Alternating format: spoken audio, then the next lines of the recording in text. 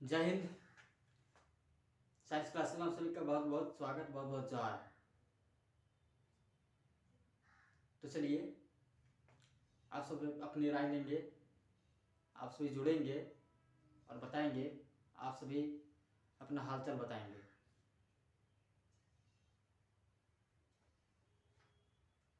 आज के सेशन हम विधि पर आधारित रहेगी और लगातार विधि का दौर रहेगा। हमने एक विधि को पढ़ लिया है, अगली विधि को हम बढ़ते हैं, जिसमें हम ऊर्ध्वपातन विधि का अध्ययन करेंगे। और इसके पहले हमने मिश्रण के घटकों का पृथक्करण में विभिन्न प्रकार की विधियों को पाया था, विभिन्न प्रकार की विधियों को देखा था। इन सभी विधियों को क्रमशः हम देखेंगे और अध्ययन करेंगे कि अलग अलग विधियों का तरीका क्या है, इसका प्रोसेस क्या है। तो चलिए, अगली विधि ऊर्ध्वपातन विधि, जिसके बारे में अध्ययन करेंगे। तो आप सभी से आग्रह है कि आप सभी जुड़ जाएं और आज के सेशन को रोमांचक बनाएं।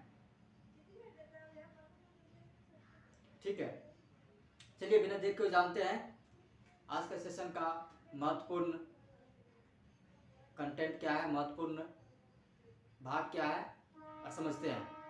तो चलिए, जैसे ऊर्ध्वपातन विधि अगली विधि है जिसमें मिश्रण के घटकों का पृथक्करण किया जा रहा है। इसमें मिश्रण के घटकों का पृथक्करण के लिए अलग अलग विधि अपनाया गया है। तो ऊर्ध्वपातन विधि सब्लिमेशन प्रोसेस, क्या बच्चों? Sublimation process.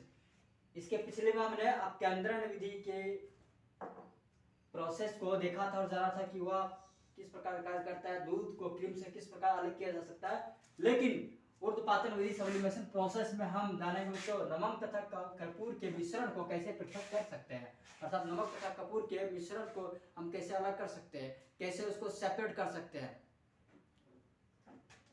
तो यह जो अलग करने का तरीका है, इस तरीके का नाम है ऊर्ध्वपातन विधि।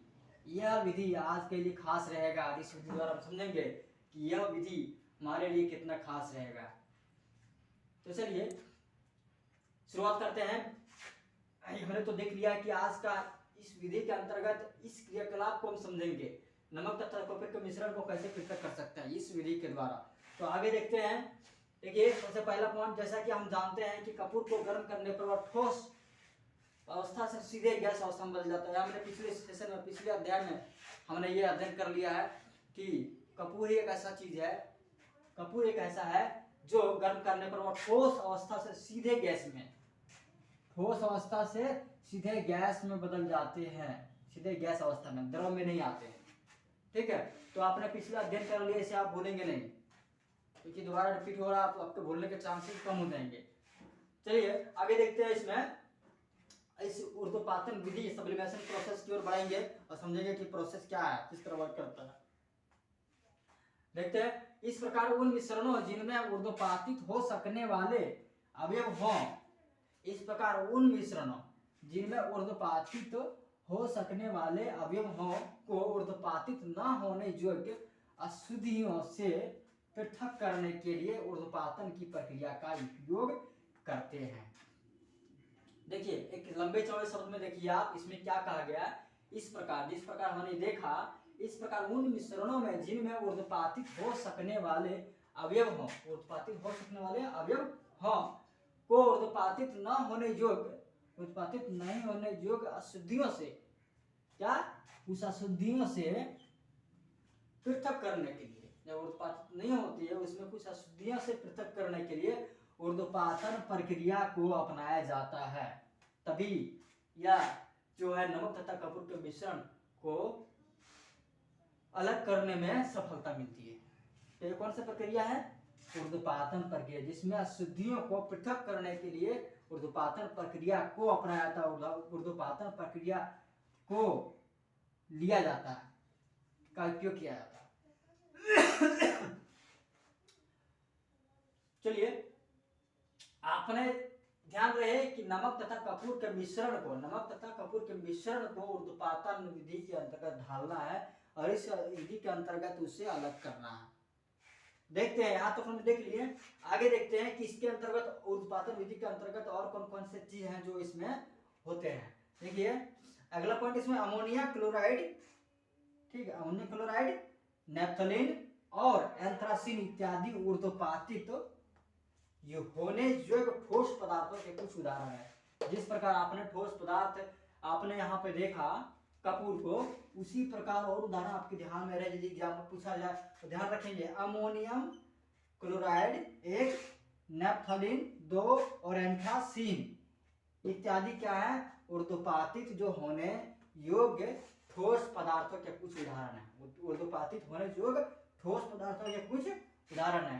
तो ये मिश्रण यहाँ पे ठोस के अलावा ये हमारे 3 चीज हैं, और भी कुछ हो सकते हैं। ठीक है, तो ध्यान रहे आपका कि कुछ आपके कि ऐसा चीज क्या है जो बिना द्रव में बदले हुए ये गैस में हो जाता है। जो कौन सा ठोस पदार्थ है जो बिना द्रव में बदले हुए गैस अवस्था में बदल जाता है।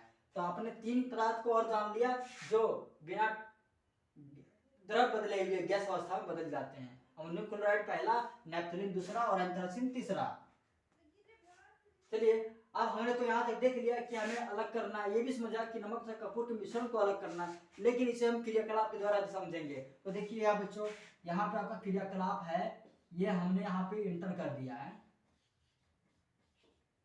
ये क्रियाकलाप है, ये क्रियाकलाप है। अब इसमें समझना है कि एक पॉइंट करके कि क्या पहला इसमें क्या फिगर में क्या दर्शाया गया, जिसके माध्यम से हम समझेंगे कि इसका फंक्शन क्या है, इसका तरीका क्या है, इसका प्रोसेस क्या चल रहा है यहाँ पर। तो देखिए सबसे पहले यहाँ बर्नर एक लगा हुआ है, इसके ऊपर 10 बार चीनी मिट्टी की प्याली लगा, उसके नीचे चीनी मिट्टी के प्याले डाला हुआ बर्नर के ऊपर में। ठीक है, देख लिया आपने ठोस कपूर। अब क्या है, ठोस कपूर बाद में जानते हैं, अब पहले यहाँ पे भी देखते हैं कपूर तथा नमक का मिश्रण। ये देखिए कपूर तथा नमक का मिश्रण ये यहाँ पे ऊर्ध्वपातन विधि द्वारा हुआ है। और सबसे उसके पहले जानते हैं उल्टी रखी कीप, ये उल्टी रखे कीप डाला गया है, जिससे आप दैनिक जीवन में प्रयोग में करते होंगे।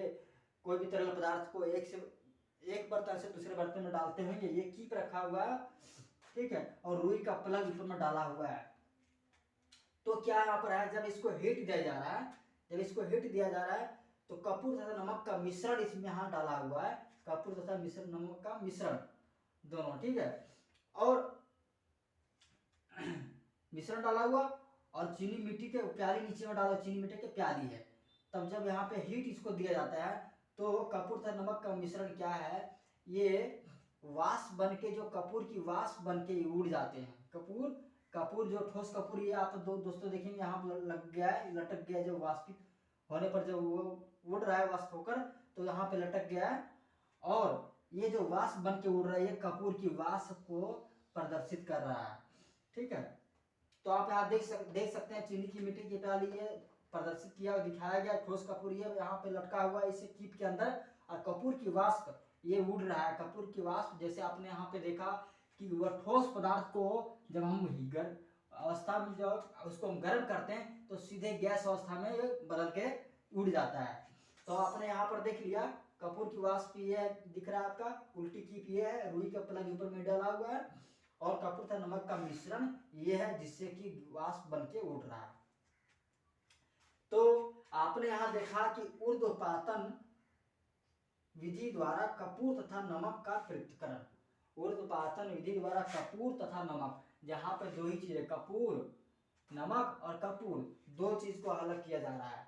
तो आप इसमें हर पॉइंट को देख रहे हैं, ये बर्नर है जो जिससे यहाँ पे हीट दिया जा रहा है, इसके ऊपर में बर्नर के ऊपर चूल्हा जैसा कुछ बड़ा ही बर्नर है, चूल्हा जैसा बना हुआ है और उसी पे डाला हुआ है।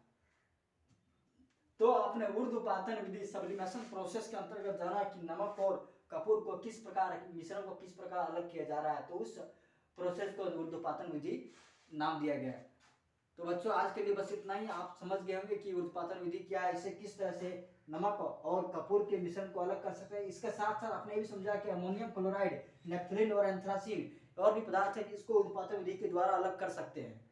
तो आपका ध्यान रहे कि ये जो है ऊर्ध्वपातन विधि में क्या होता है कि यह ठोस पदार्थ जो है बिना द्रव पदार्थ में बदले हुए सीधे गैस अवस्था में बदल जाते हैं, और यह प्रोसेस को ऊर्ध्वपातन विधि सब्लिमेशन प्रोसेस कहते हैं। तो बच्चों आज के लिए बस इतना ही। अगली सेशन में हम अगले विधि को, आपके जो चैप्टर में दिया हुआ अगली विधि को हम आपके बीच लाएंगे और आप सबों को एक उचित क्रियाकलाप के द्वारा आप सबों के बीच दर्शाएंगे, आप सभी को समझाएंगे। तो आज के लिए बस इतना ही। आप सभी अपना बहुत ख्याल रखिए, आप सभी अपना बहुत ध्यान रखिएगा। जय हिंद, जय भारत।